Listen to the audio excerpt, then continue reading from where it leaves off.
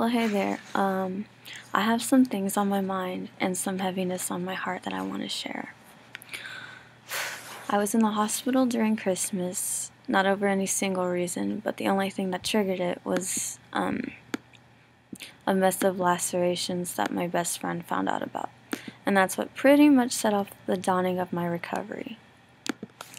Okay. So I began to self-harm when I was 12 years old, and from there it kind of grew, say, from cutting and then burning when I was a teenager, and I don't know. Anyway, I'm 19 years old now, and for so long, I have never hated anybody, no other human being but myself. In the past, I discovered that some people that harm themselves in one way or another may be the ones that you would never expect, for real. But they're not crazy, okay? A lot of people just say shit and oh, they're attention whores and blah blah blah. But it's whatever, okay? Fuck that. Because it's an extremely awful coping mechanism. For me, I would feel alone at first and pointless, depressed, and in recent years, I recall the final emotion before acting. It was panic, you know? Even the past months into December, okay? December 2011, so right before the new year. Sometimes life just seemed too chaotic and heavy, like it was only going to get heavier. So the more I started to wonder about disappearing, killing myself. Dying flooded my mind more and more every day. You know, I became obsessed with it.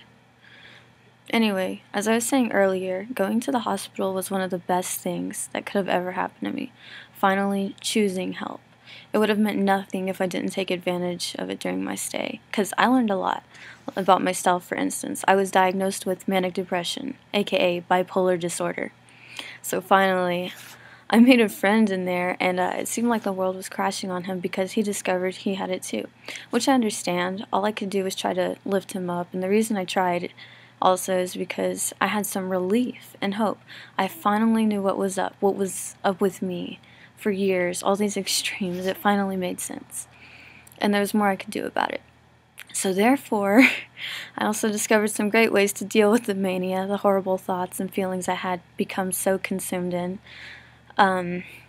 If you're thinking or impulsive about harming yourself or committing suicide, please talk to somebody. Reach out, because you are loved, okay?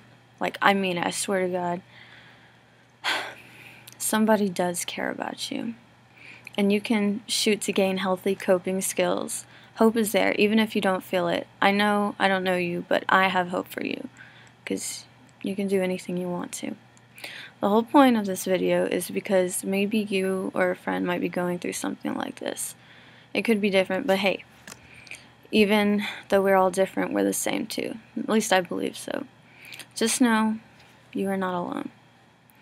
And you don't have to feel that way. I told you a little bit of my experience, so maybe we could understand each other. And that's the only reason I really shared, you know?